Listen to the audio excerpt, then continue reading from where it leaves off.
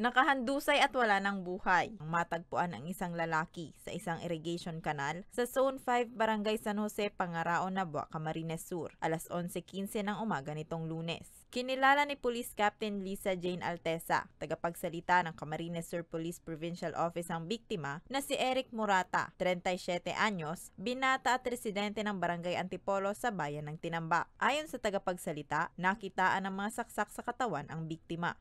Ayon sa kanyang kapatid, sabi nito ay mga alas 8:30 ng gabi noong April 6 ay kainuman niya pa itong biktimang ito sa bahay naman sa tinutuluyan ng biktima. Ngunit kinaumagahan nga po ay natagpuan na itong patay at nakita din ng kapatid niya na doon mismo sa bahay na tinutuluyan ng biktima ay may mga blood stain na po doon. At meron din pong nakitang isang kutsilyo na may dugo.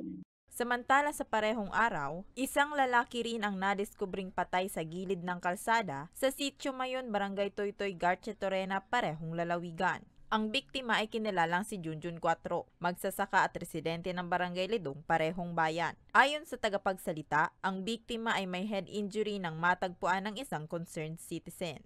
Wala po talaga silang ngayon, wala pa po silang lead kung sino po ang gumawa ng krimen o kaya kung ano ang nangyari dito sa biktima. Dahil ang sinasabit lang nga po doon sa report na ito ay may head injury.